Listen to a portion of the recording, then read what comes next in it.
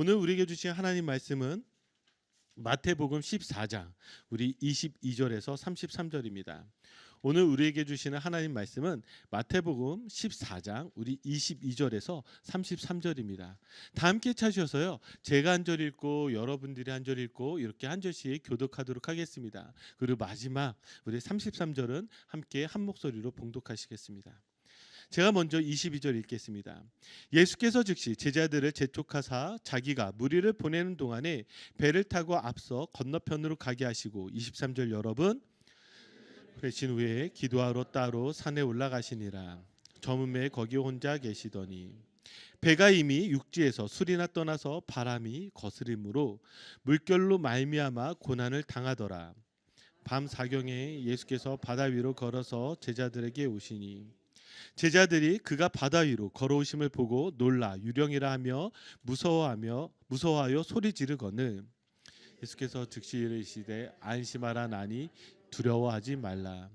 베드로가 대답하여 이르되 주여 만일 주님이시거든 나를 명하사 물 위로 오라 하소서 하니 오라 하시니 베드로가 배에서 내려 물 위로 걸어서 예수께로 가되 바람을 보고 무서워 빠져 가는지라 소리질러 이르되 주여 나를 구원하소서 하니 예수께서 즉시 손을 내밀어 그를 붙잡으시며 이르시되 믿음이 작은 자여 왜 의심하였느냐 하시고 배에 함께 오름에 바람이 그치는지라. 배에 있는 사람들이 예수께 절하며 이르되 진실로 하나님의 아들이로소이다 하더라. 아멘. 성경을 보면 수많은 기적들이 나옵니다. 그리고 오늘 이 기적은 예수님께서 물 위로 걸어 오신 것이죠. 어렸을 때에 아마 여러분들도 경험하신 분들이 계실 텐데 저는 참으로 믿음이 순수했습니다. 그래서 수양회에 가면 특별히 물이 있는 곳을 가면 이 말씀 붙잡고 물 위로 한 번쯤은 걸어보려고 했던 것 같아요. 여기에 예수님 뭐라고 말씀하셨죠? 믿음이 적은 자여 왜 의심하느냐? 주님 제가 믿습니다. 하고 그 물 위로 얼마나 시도를 많이 했는지 모르겠습니다. 여러분들도 아마 그러신 분들이 계실 거예요.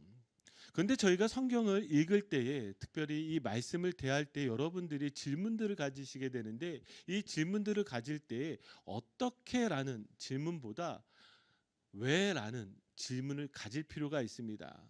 우리는 특별히 방법에 대해서 그리고 그 방법을 가지려고 많은 질문들을 가질 때가 많습니다. 그러나 말씀은요. 방법보다 왜 그 이유가 무엇인지를 알 필요가 있어요.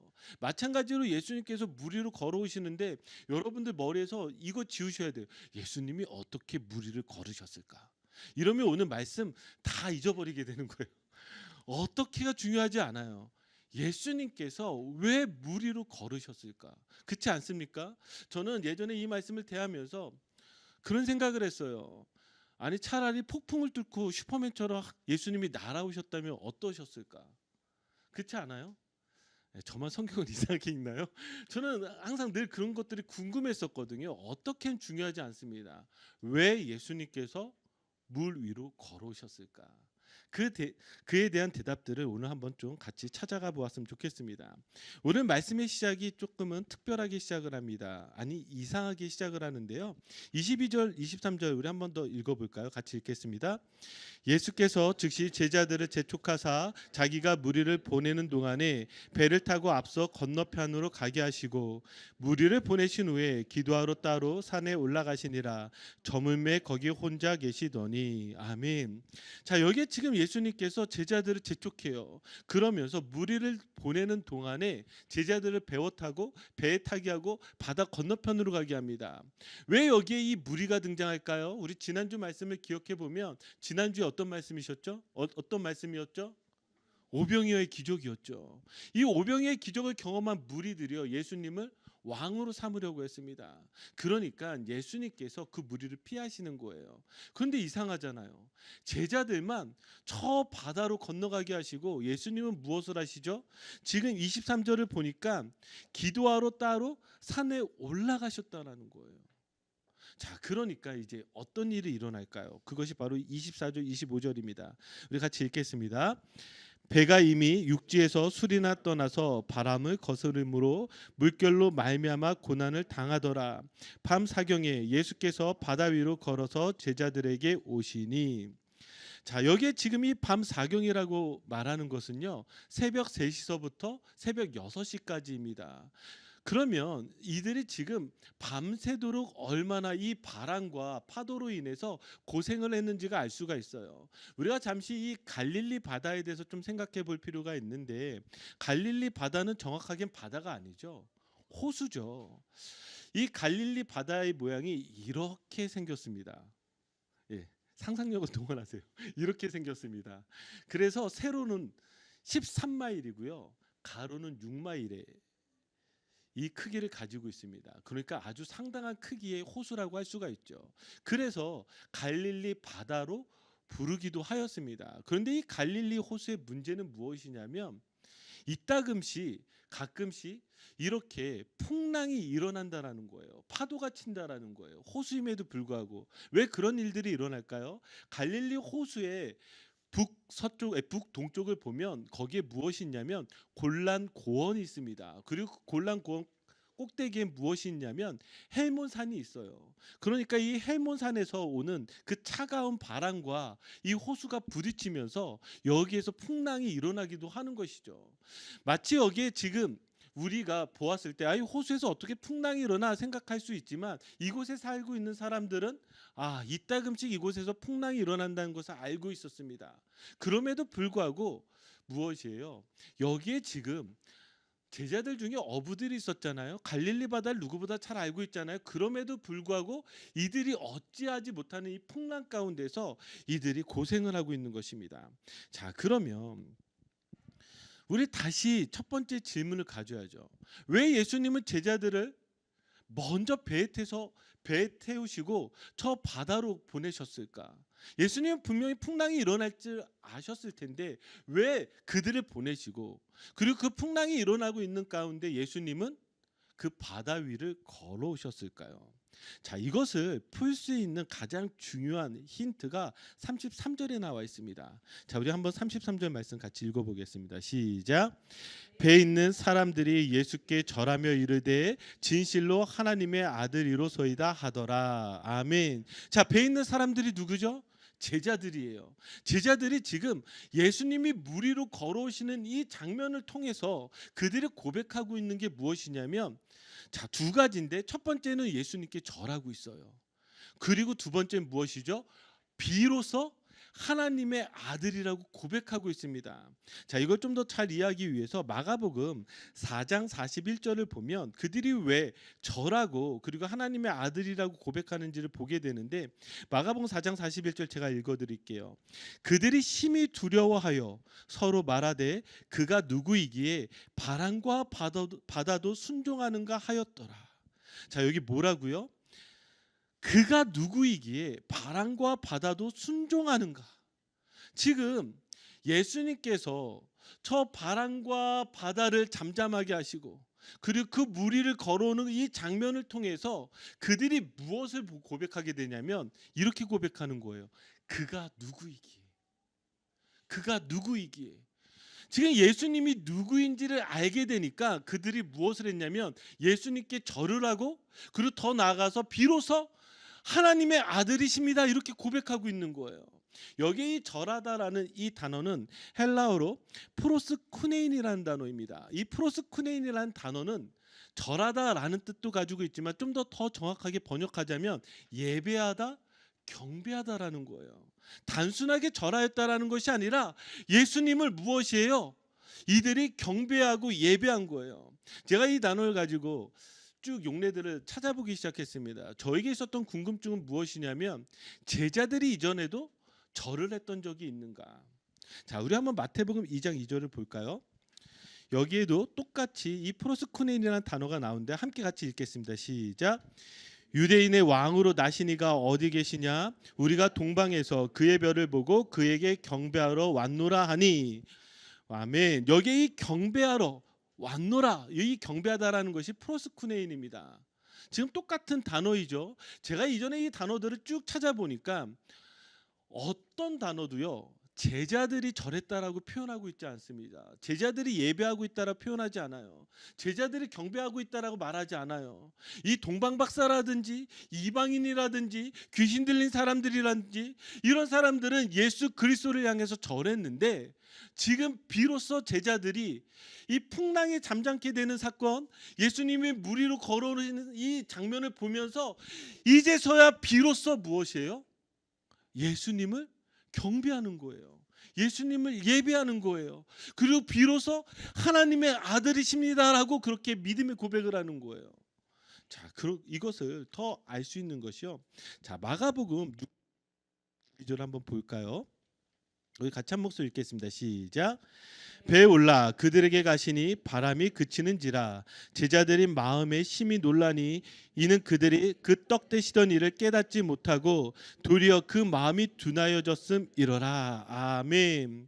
자, 지금 여기에 더 구체적으로 이 제자들의 마음에 대해서 이야기해요. 제자들의 마음이 지금 어떻게 되었죠?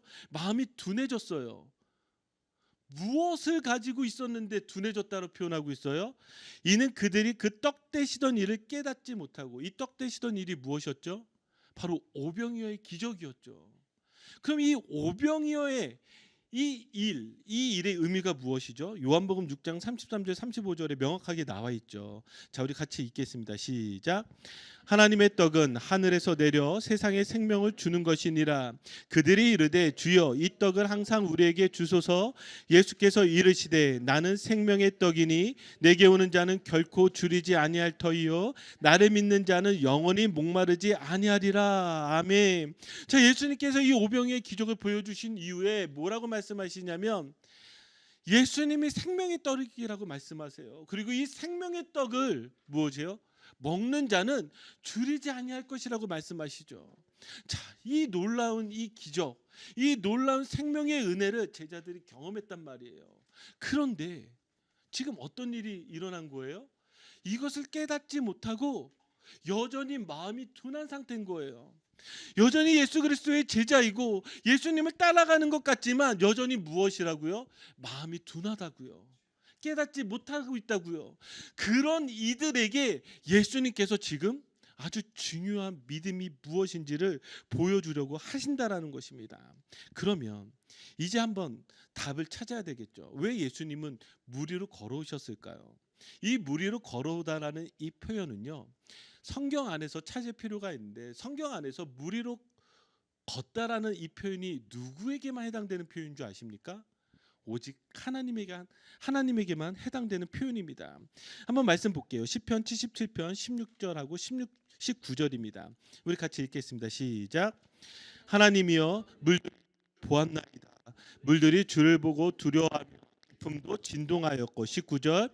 주의 길이 바다에 있었고 주의 고든 길이 큰 물에 있었으나 주의 발자취를 알 수 없었나이다. 아멘. 자, 여기 뭐라고 이야기하고 있어요? 지금 물을 다스리는 이가 누구시죠? 하나님이세요. 그리고 물에 길을 내시는 이가 누구이죠?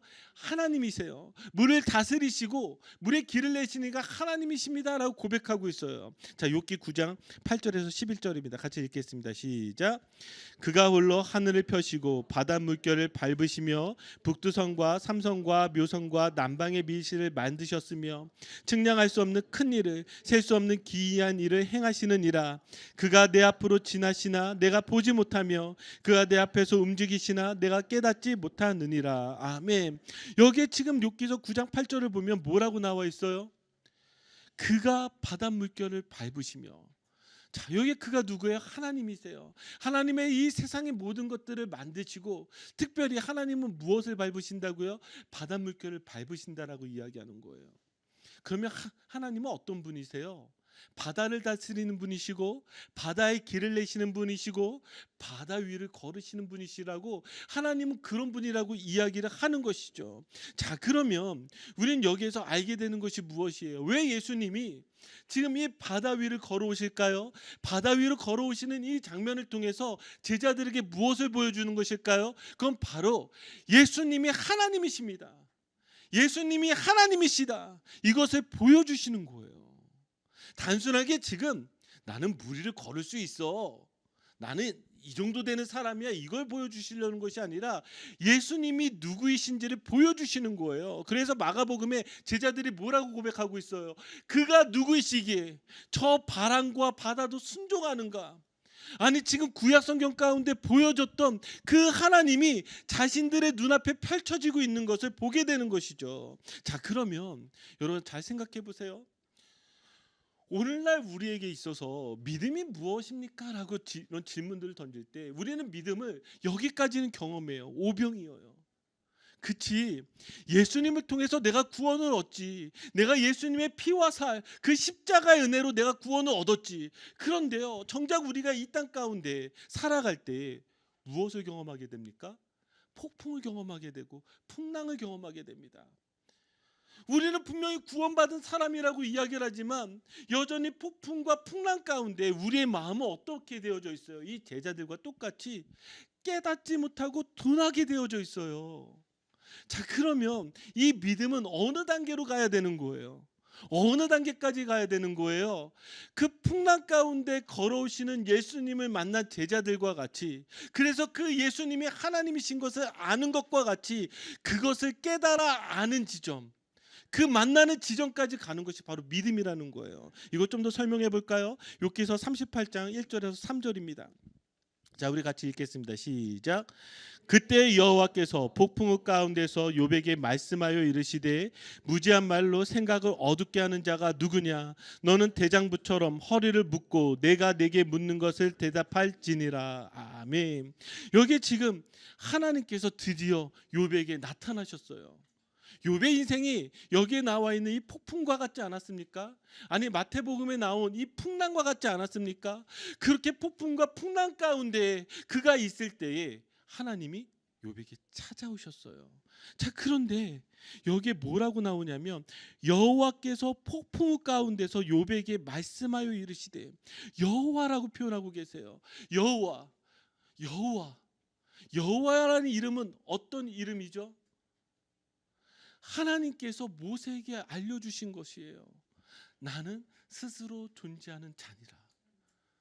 아니 나는 스스로 존재하는 자니라, 전혀 나와 상관없는 것 같고 저 멀리 계신 것 같고 하나님이 계시지 않는 것처럼 느껴졌는데 그 하나님의 폭풍이 인생 가운데 찾아오신 것처럼 모세를 찾아와 주셨어요. 그리고 누굴 찾아와 주셨어요? 욥을 찾아와 주셨어요.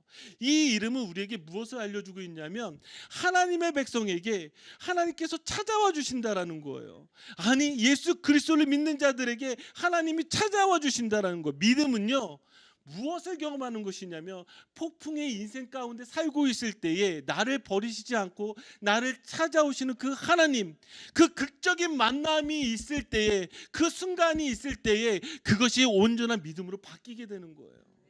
여러분들은 예수 그리스도를 믿지만 정말 예수 그리스도가 하나님이신 것을 믿습니까?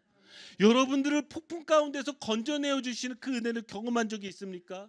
그 은혜가 경험되어져야, 그 은혜가 있어야 온전한 믿음 가운데에서 다시금 예수 그리스도께 경배하며 오직 예수님만이 나의 구원자이십니다, 그렇게 고백할 수 있다라는 것이죠.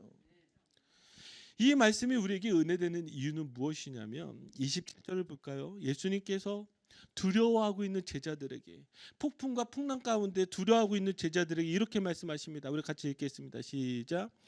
예수께서 즉시 이르시되 안심하라 나니 두려워하지 말라. 저는 이 말씀이 우리에게 위로를 주고 우리에게 소망을 준다라고 믿습니다. 아마 오늘 예배를 드리면서 온라인으로 현장에서 예배 가운데 오실 때 여러분 한 주간의 삶이 어떠셨어요? 수많은 풍랑, 수많은 폭풍, 수많은 파도와 그 고난 가운데서 여러분 혹시 지쳐 계십니까? 그렇다고 한다면 오늘 이 시간 이 말씀을 통해서 하나님께서 여러분들을 찾아와 주신 거예요. 예수님이 여러분들을 찾아와 주신 거예요. 그리고 이렇게 말씀해 주세요. 안심하라 나니 두려워하지 말라.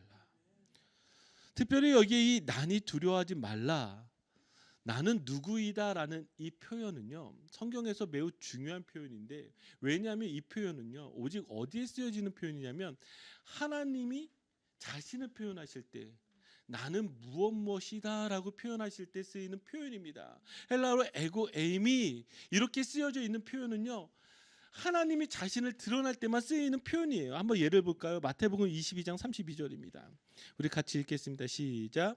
나는 아브라함의 하나님이요 이삭의 하나님이요 야곱의 하나님이로라 하신 것을 읽어보지 못하였느냐? 하나님은 죽은 자의 하나님이 아니요 살아있는 자의 하나님이시니라 하시니. 아멘. 예수님께서 사두개인들에게 이야기했던 거예요. 그런데 여기에 하나님을 표현할 때 뭐라고 표현해요? 나는 아브라함의 하나님이요 이삭의 하나님이요 야곱의 하나님이로라. 나는 누구니라. 나는 무엇이니라. 나는 무엇이다라고 표현하고 있는 이 표현은요, 오직 하나님을 나타낼 때 쓰이는 표현이에요.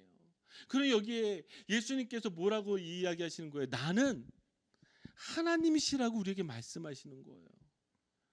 저 폭풍 가운데 계셨던 그 여호와, 욥을 찾아오셨던 그 여호와, 모세를 찾아오셨던 그 여호와, 이스라엘 백성들을 찾아오셨던 그 여호와가 이제는 무엇이에요? 죄 가운데 빠져 죽을 수밖에 없는 그 하나님의 백성들을 하나님께서 절대로 버려두지 아니하시고 예수 그리스도께서 찾아오신 거예요. 그러면서 뭐라고 말씀하신다고요? 나니 두려워하지 마라. 우리를 구원해 주시겠다라고 말씀해 주시는 것입니다. 자, 그러면서 이제 어떤 일이 일어날까요? 자, 28절입니다. 우리 28절 말씀만 먼저 읽겠습니다. 베드로가 대답하여 이르되 주여 만일 주님이시거든 나를 명하사 물 위로 오라 하소서 하니. 아멘. 자, 베드로가 이제 예수님을 향해서 이렇게 말을 합니다.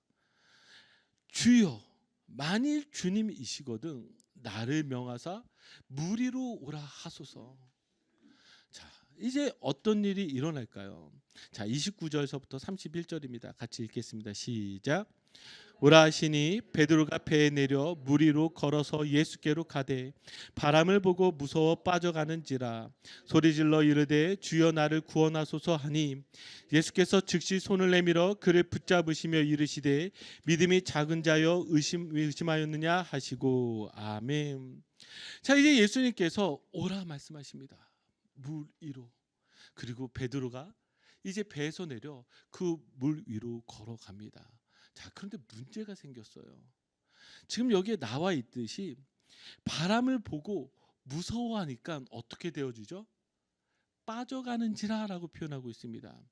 여러분, 물에 빠지면 어떻게 될까요? 한 번에 빠지나요? 천천히 빠져가나요?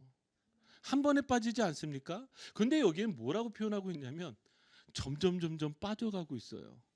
그러면 이 점점 빠져가는 이 모습은 어떤 모습입니까? 내가 무서워할 때에, 내가 의심할 때에 내가 저 물 가운데 빠져들어가는 그 모습들을 보여주고 있는 것이죠. 여기에 나와 있는 이 물의 장면을 우리가 무엇으로 상상할 수가 있냐면, 저희가 지금 장로교에서는 세례를 주지만 침례교에서는 침례를 주지 않습니까? 이 침례라는 것이 무엇이에요? 물속에 완전히 들어갔다가 건져내어 줍니다. 그럼 물속에 들어간다는 것은 무엇을 의미할까요? 죽음을 의미합니다. 다시 건져내어 주는 것은 무엇을 의미할까요? 부활을 의미합니다. 다시 살아나게 되는 것이죠. 여기에 지금 이 베드로가 점점 빠져갈 때에 그 빠져가는 그 모습 가운데에서 예수님이 무엇을 해주시는 거예요? 베드로를 건져내어 주시는 거예요. 베드로를 살려주시는 거예요. 자, 이 모습 가운데에서 우리에게 약속하고 있는 것은 무엇일까요? 우리가 이 땅 가운데 살아가면서 의심이 어떻게 안 생길 수 있어요? 그렇지 않습니까? 여러분, 어떻게 안 무서울 수 있어요? 매달마다 그 날라오는 그 페이먼트라든지 아니면 비즈니스를 하면서 어떻게 해야 되는지 모를 때 내가 이 땅 가운데 살아가면서 여러분 무섭고 두렵지 않은 사람이 누가 있겠습니까? 누구나 다 무섭고 두려워요. 의심할 수밖에 없어요. 그런데요, 여기에 베드로가 하는 이 고백 한번 보세요. 베드로가 뭐라고 이야기하냐면 소리질러 이르되 주여 나를 구원하소서. 그가 잘한 한 가지가 있는데 그게 무엇이냐면 주여 나를 구원하소서예요. 주님만이 나를 이 물 가운데서 건져내어 줄 수 있습니다. 이 죄 가운데서 건져내어 줄 수 있습니다. 주님만이 나를 살리실 수 있습니다라는 그의 부르짖음이 무엇이에요? 베드로를 살렸다라는 거예요. 사랑하는 성도 여러분, 믿음이란 다른 것이 아니라 예수 그리스도가 하나님이신 것을 아는 것이고, 더 나아가 예수 그리스도만이 나를 이 죽음 가운데서 건져내어 주신다라는 그 사실을 아는 것입니다. 여러분 믿으십니까? 자, 이제 말씀을 마무리 짓도록 하겠습니다. 여러분, 어쩌면 우리는 이 땅 가운데 살아갈 때에 이 인생의 풍랑을 경험하고 있는지도 모르겠습니다. 그리고 그것 때문에 너무나 힘들고 아파하고 있는지도 모르겠습니다. 그러나 기억하십시오. 이 인생의 폭풍우가 칠 때에, 이 인생의 풍랑을 겪을 때, 그때는요, 예수 그리스도를 만나는 때입니다. 예수님은 절대로 풍랑 속에 우리를 그냥 내버려 두지 않으세요. 찾아오세요. 그리고 뭐라고 말씀하십니까? 믿음으로 물 위를 오라고 말씀하세요. 의심하게 될 때 여전히 빠질 수밖에 없는 그런 작은 믿음이라 할지라도 주님을 향해서 부르짖을 때에 우리 주님께서 나를 건져내어 주실 줄 믿습니다. 그 사실을 가지고, 그 믿음 가지고 여러분들의 이 고난의 시간들을 이겨나가시기를 주님의 이름으로 축복합니다. 우리 같이 기도하실까요?